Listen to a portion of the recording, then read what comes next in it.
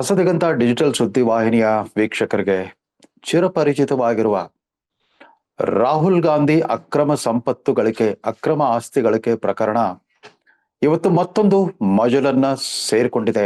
ಅರ್ಜಿದಾರ ಅಂದ್ರೆ ಅಲಹಾಬಾದ್ ಹೈಕೋರ್ಟ್ನ ಲಕ್ನೋ ಬೆಂಚಿನೆದುರು criminal miscellaneous writ petition number 4081/2026 ಈ ರಿಟ್ ಅರ್ಜಿ ಸಲ್ಲಿಸಿರುವ ದೂರುದಾರ ಎಸ್ ಶಶಿರ್ ವಿಘ್ನೇಶ್ ಇವತ್ತಿನಿಂದ ಸೆಂಟ್ರಲ್ ಬ್ಯೂರೋ ಆಫ್ ಇನ್ವೆಸ್ಟಿಗೇಷನ್ ದೆಹಲಿಯ ಸಿಬಿಐ ಕೇಂದ್ರ ಕಚೇರಿಯಲ್ಲಿ ಹಾಜರಾಗ್ಬಿಟ್ಟು ತಾವು ಇದುವರೆಗೂ ರಾಹುಲ್ ಗಾಂಧಿ ಅವರ ಅಕ್ರಮ ಆಸ್ತಿ ಗಳಿಕೆ ಕುರಿತಂತೆ ಮಾಡಿರುವ ಆರೋಪಗಳಿಗೆ ಪೂರಕವಾದ ಎಲ್ಲ ಸಾಕ್ಷ್ಯಾಧಾರಗಳನ್ನ ಮಂಡಿಸಲಿದ್ದಾರೆ.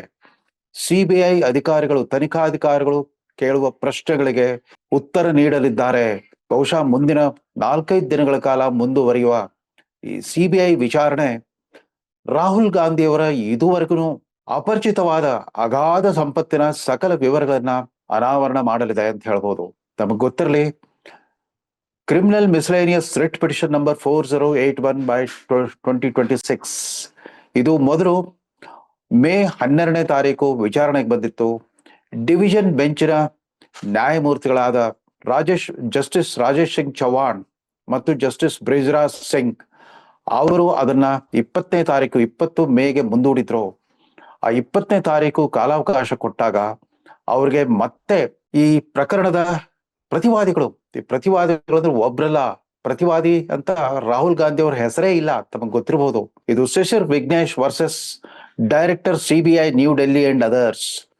S Shashir Vignesh versus Union of India. ಭಾರತ ಸರ್ಕಾರದ ಒಟ್ಟು 10 ಇಲಾಖೆಗಳು, ಆರ್ಥಿಕ ವ್ಯವಹಾರಗಳು, ಆರ್ಥಿಕ ಅಪರಾಧಗಳು ಮತ್ತು ವಿದೇಶಿ ವಹಿವಾಟುಗಳಿಗೆ ಸಂಬಂಧಿಸಿದ ಒಟ್ಟು 10 ಇಲಾಖೆಗಳನ್ನ ಪ್ರತಿವಾದಿಗಳನ್ನಾಗಿ ಹೆಸರಿಸಲಾದ ಈ ಪ್ರಕರಣಕ್ಕೆ ಸಂಬಂಧಪಟ್ಟಂತೆ ಮತ್ತೆ ಅವತ್ತು ಪ್ರತಿವಾದಿಗಳ ಪರವಾಗಿ ಹಾಜರಾದ ಅಡಿಷನಲ್ ಸಾಲಿಸಿಟರ್ ಜನರಲ್ ಅವರು 8 ವಾರಗಳ ಕಾಲಾವಕಾಶ ಕೇಳಿದ್ರು.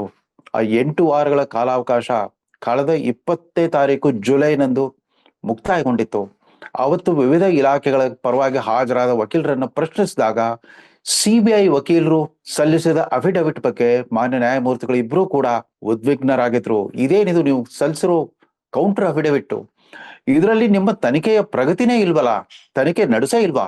Enforcement directorate, serious fraud investigation organisation ಮತ್ತಿತರ ಸಂಸ್ಥೆಗಳು ಈಗಾಗಲೇ ಸಾಕಷ್ಟು ದೂರವನ್ನ ಕ್ರಮಿಸಿಬಿಟ್ಟಿವೆ. ತಮ್ಮ ತನಿಖಾ ಪ್ರಕ್ರಿಯೆಯಲ್ಲಿ ಸಾಕಷ್ಟು ದೂರವನ್ನ ಕ್ರಮಿಸಿರುವಾಗ ಯಾಕೆ ಸಿಬಿಐ ತನಿಖೆ ಇಷ್ಟು ಕುಂಠಿತ ಸಾಗಿದೆ ಅಂತ ಒಂದ್ ರೀತಿಯಲ್ಲಿ ಚೀಮಾರಿ ಹಾಕಿದ್ರು.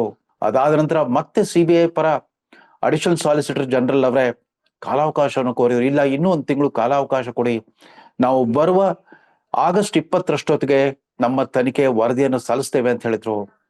ಈ ಬರುವ ಆಗಸ್ಟ್ 20ರಂದು ವಿಚಾರಣೆಗೆ ಬರುವ ಪೂರ್ವಭಾವಿಯಾಗಿ ಇವತ್ತಿನಿಂದ ತಮ್ಮೆದುರಿಗೆ ವಿಚಾರಣೆಗೆ ಹಾಜರಾಗಲಿಕ್ಕೆ, ಹೇಳಿಕೆ ದಾಖಲಿಸಲಿಕ್ಕೆ ಅಂತ ಸಮನ್ಸ್ ಕೊಟ್ಟಿದ್ರು ಶಶಿರ್ ವಿಘ್ನೇಶ್ಗೆ. ಸಿಬಿಐ ಡೈರೆಕ್ಟರ್ ಅವರಿಂದ ಬಂದಿತ್ತು. ಈ ಸಮನ್ಸ್ಗೆ ಅನುಗುಣವಾಗಿ ಇವತ್ತು ಬೆಳಿಗ್ಗೆ 11 ಗಂಟೆಗೆ ದೆಹಲಿಯ ಕೇಂದ್ರ ಕಚೇರಿಯನ್ನು ತಲುಪಿಸಿರೋ ಶಶಿರ್ ವಿಘ್ನೇಶ್ ತಾವು ಸಂಗ್ರಹಿಸಿರುವ ಎಲ್ಲ ಮಾಹಿತಿಗಳನ್ನ ಅವರ ಎದುರಿಗೆ ಮಂಡಿಸಲಿದ್ದಾರೆ. ಇಲ್ಲಿ ಮುಖ್ಯ ತನಿಖಾ ಸಂಸ್ಥೆಗಳು ಸಿಬಿಐ, ಎನ್ಫೋರ್ಸ್ಮೆಂಟ್ ಡೈರೆಕ್ಟರೇಟ್ ಮತ್ತು ಸೀರಿಯಸ್ ಫ್ರಾಡ್ ಇನ್ವೆಸ್ಟಿಗೇಷನ್ ಆರ್ಗನೈಸೇಷನ್.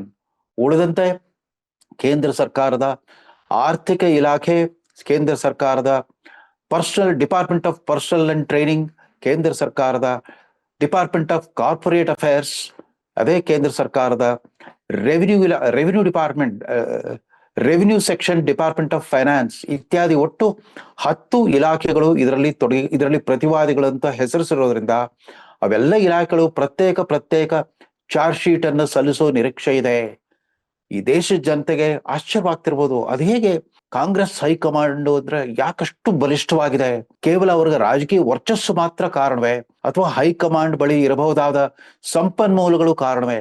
ಯಾವ ಗುರುತ್ವಾಕರ್ಷಣ ಶಕ್ತಿ ಇಡೀ ರಾಷ್ಟ್ರಾದ್ಯಂತ ಕಾಂಗ್ರೆಸ್ಸಿಗರನ್ನ ಆ ಹೈಕಮಾಂಡ್ ಎದುರು ಸಾಮಂತ ರಾಜರ ತರ ತಲೆಬಗ್ಗಿಸಿ ನಿಲ್ಲುವ ಹಾಗೆ ಮಾಡ್ತಾ ಇದೆ? ತಾವೇ ಗಮನಿಸಿದ್ದೀರಿ, ಕಳೆದ 2 ತಿಂಗಳಿಂದ ಕರ್ನಾಟಕದ ಕಾಂಗ್ರೆಸ್ ವಿದ್ಯಮಾನಗಳು. ಮೊದಲು ಮುಖ್ಯಮಂತ್ರಿಯ ಬದಲಾವಣೆ ಆಯ್ತು. ಒಲ್ಲದ ಮನಸ್ಸಿನಿಂದ ಮಾಜಿ ಮುಖ್ಯಮಂತ್ರಿ ಸಿದ್ದರಾಮಯ್ಯನವರು ಪದವಿ ತ್ಯಾಗ ಮಾಡಿದ್ರು. ಅದಾದ ನಂತರ ಅವರು ಉತ್ತರಾಧಿಕಾರಿಯ ನೇಮಕ ತತ್ಕ್ಷಣವೇ ಮಾಡಿಬಿಟ್ರು, ಡಿ.ಕೆ. ಶಿವಕುಮಾರ್ ಅಂತ. ಅದಾದ ನಂತರ ಮಂತ್ರಿ ಮಂಡಲ ರಚನೆ ಕಸರತ್ತು ಒಂದು ವಾರ ನಡೆದ್ಬಿಟ್ಟು ಕಡೆಗೂ ಜೂನ್ 3ರಂದು ಮೊದಲನೇ ಕಂತಿನ 14 ಸಚಿವರ ಮಂತ್ರಿಮಂಡಲ ಅಸ್ತಿತ್ವಕ್ಕೆ ಬಂತು.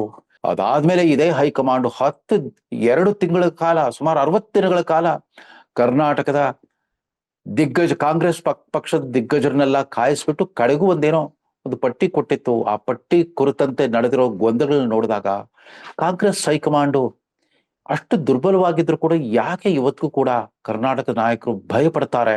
ಹೈಕಮಾಂಡ್ ಹಾಕಿದ ಗೆರೆಯನ್ನ ದಾಟ್ಲಿಕ್ಕೆ ಯಾಕೆ ಹಿಂಜರಿತಾರಂದ್ರೆ, ಹೈಕಮಾಂಡ್ ನಲ್ಲಿ ಕೇಂದ್ರೀಕೃತವಾಗಿರುವ ಶಕ್ತಿ ಕೇವಲ ರಾಜಕೀಯ ಶಕ್ತಿ ವರ್ಚಸ್ಸು ಅಲ್ಲ, ಅದು ಬಹುಶಃ ಸಂಪನ್ಮೂಲಗಳ ಶಕ್ತಿ ಕೂಡ ಕಾರಣವಾಗಿರ್ಬೋದು. ಅಗಾಧ ಪ್ರಮಾಣವಾದ ಹಣ ಮತ್ತು ಸಂಪತ್ತಿನ ವಹಿವಾಟು ನಡೀತಿದೆ ಅನ್ನೋದೇ ಈ ಶಿಶಿರ್ ವಿಘ್ನೇಶ್ ಅಲಹಾಬಾದ್ ಹೈಕೋರ್ಟ್ ನ ಲಕ್ನೋ ಬೆಂಚಿನ ಎದುರಿಗೆ ಸಲ್ಲಿಸಿರೋ ರಿಟ್ ಅರ್ಜಿಯ ಒಟ್ಟು ತಿರುಳು. ಅದರ ವಿವರಗಳನ್ನ ಈಗಲೇ ಬಿಡುಗಡೆ ಮಾಡ್ಲಿಕ್ಕೆ ಆಗಲ್ಲ, ಯಾಕಂದ್ರೆ ಇದರ ವಿಚಾರಣೆ ಎಲ್ಲವೂ ಕೂಡ ಇನ್ ಕ್ಯಾಮ್ರಾ ರಹಸ್ಯ ವಿಚಾರಣೆ ಮೂಲಕ ಈ ದಾಖಲೆ ಮಂಡನೆ ಆಗೋಗ್ಬಿಟ್ಟಿದೆ. ಸುಮಾರು 11,000 ಪುಟಗಳ ಸುದೀರ್ಘವಾದ ಆ ದೂರು ಪಟ್ಟಿ ಏನಿದೆ ಅದನ್ನ ನ್ಯಾಯಮೂರ್ತಿಗಳು ಆದೇಶದಂತೆ ಅದನ್ನ ಕೋರ್ಟ್ನ ಕಸ್ಟಡಿಯಲ್ಲಿ ಭದ್ರವಾಗಿ ರಕ್ಷಣೆಯಲ್ಲಿಡಲಾಗಿದೆ. ಅದನ್ನ ಬೀಗ ಹಾಕಿಬಿಟ್ಟು ಒಂದು ವಿಶಿಷ್ಟ ಲಾಕರ್ನಲ್ಲಿ ಇಡಲಾಗಿದೆ. ಅಷ್ಟರ ಮಟ್ಟಿಗೆ ಕುತೂಹಲಕಾರಿ ಸಂಗತಿಗಳನ್ನು ಒಳಗೊಂಡ ಈ ದೂರಿನ ಬಗ್ಗೆ ಮೇಲ್ನೋಟಕ್ಕೆ ಸತ್ಯಾಂಶ ಇದೆ ಅಂತ ಭಾವಿಸಿರೋ ಆ ಡಿವಿಷನ್ ಬೆಂಚ್ ನ್ಯಾಯಮೂರ್ತಿಗಳು ಕೇಂದ್ರ ಸರ್ಕಾರದ 10 ಇಲಾಖೆಗಳ ಅಧಿಕಾರಿಗಳಿಗೆ ಆದೇಶ ಕೊಟ್ಟಿದ್ದಾರೆ. ಬರುವ ಆಗಸ್ಟ್ 20ರೊಳಗಾಗಿ ತಮ್ಮ ತನಿಖೆಯ ಪ್ರಗತಿಯನ್ನ ಮಂಡಿಸಬೇಕು, ಪ್ರಗತಿ ವರದಿಗಳನ್ನ ಅಫಿಡವಿಟ್ ಮೂಲಕ ಸಲ್ಲಿಸಿ ಅಂತ ಹೇಳಿದ್ದಾರೆ. ಕಡೆಗೂ ಎಚ್ಚರಗೊಂಡ ಸಿಬಿಐ ತನಿಖಾಧಿಕಾರಿಗಳು ಇವತ್ತಿಂದ ದೂರುದಾರ ಶಿಶಿರ್ ವಿಘ್ನೇಶ್ವರ ಹೇಳಿಕೆಯನ್ನ ದಾಖಲಿಸ್ತಾ ಇದ್ದಾರೆ. ಏನ್ ಹೇಳಿಕೆ ಕೊಡ್ಬೋದು? ಇವೆಲ್ಲ ಹೇಳಿಕೆಗಳು ಕೋರ್ಟ್ ಎದುರಿಗೆ ಮಂಡನೆ ಆದ ನಂತರ ತೀರ್ಪೇನು ಬರಬಹುದು? ಬಹುಶಃ ಈ ಕಾರಣದಿಂದಾಗೆ ರಾಹುಲ್ ಗಾಂಧಿ ಅವರು ಸ್ವಲ್ಪ ಮಟ್ಟಿಗೆ ವಿಚಲಿತರಾಗಿದ್ದಾರೆ ಅಂತ ಕಾಣುತ್ತೆ. ಇತ್ತೀಚಿನ ದಿನಮಾನಗಳಲ್ಲಿ ಅವರು ತಾಳ್ಮೆಗೆಟ್ಟು ವರ್ತಿಸ್ತಾ ಇರೋ ರೀತಿ ನೋಡಿದ್ರೆ ಅವ್ರಿಗೆಲ್ಲ ಒಂದು ಆತಂಕ ಕಾಡ್ತಾ ಇದೆ. ಇಷ್ಟು ವರ್ಷಗಳ ಕಾಲ ಈ ನೆಹರು ವಂಶಸ್ಥರ ಕುರಿತಂತೆ ಯಾರೂ ಕೂಡ ಅಕ್ರಮ ಆಸ್ತಿ ಗಳಿಕೆ, ಭ್ರಷ್ಟಾಚಾರ ಇತ್ಯಾದಿ ಆರೋಪಗಳನ್ನು ಮಾಡಿರ್ಲಿಲ್ಲ. ಹಿಂದೆ ರಾಜೀವ್ ಗಾಂಧಿ ಅವರು ಪ್ರಧಾನಮಂತ್ರಿ ಆಗಿದ್ದಾಗ ಅವರ ಸಹೋದ್ಯೋಗಿ ಮತ್ತು ಅವತ್ತು ಹಣಕಾಸು ಮತ್ತು ರಕ್ಷಣಾ ಮಂತ್ರಿ ಆಗಿದ್ದ VP ಸಿಂಗ್ ಅವರೇ ಬೋಫರ್ಸ್ ಗನ್ ಖರೀದಿ ಹಗರಣದ ಆರೋಪ ಮಾಡಿ ಹೊರಗೆ ಬಂದಿದ್ರು. ಅದಾದ ನಂತರ ಮತ್ಯಾವುದೇ ಸಂದರ್ಭದಲ್ಲೂ ಕೂಡ ಈ ತರದ ಗುರುತರ ಆರೋಪಗಳು ಬಂದಿರಲಿಲ್ಲ. ಕಾಂಗ್ರೆಸ್ ಎಲ್ರಿಗೂ ಮುಜುಗರ ಆಗ್ಬೋದು, ಅದರ ಸತ್ಯ.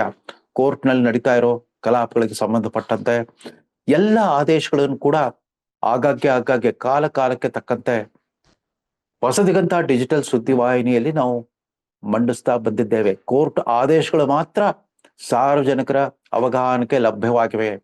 ಉಳಿದಂತೆ ಪುರಾವೆಗಳೆಲ್ಲವೂ ಕೂಡ ಇನ್ನೂ ರಹಸ್ಯ ರೂಪದಲ್ಲೇ ಇವೆ. ಉಳಿದಂತೆ ಇವತ್ತಿನ ಅಪ್ಡೇಟ್: ರಾಹುಲ್ ಗಾಂಧಿ ಅವರ ಅಕ್ರಮ ಆಸ್ತಿ ಗಳಿಕೆ ಆರೋಪಕ್ಕೆ ಸಂಬಂಧಪಟ್ಟಂತೆ ದೂರುದಾರ ಶಿಶಿರ್ ವಿಘ್ನೇಶ್ ದೆಹಲಿಯ ಸಿಬಿಐ ಕೇಂದ್ರ ಕಚೇರಿಯಲ್ಲಿ ಹಾಜರಾಗಿ ತಮ್ಮ ಹೇಳಿಕೆಯನ್ನು ದಾಖಲಿಸಲಿಕ್ಕೆ ಶುರು ಮಾಡಿದ್ದಾರೆ. ನಮಸ್ಕಾರ.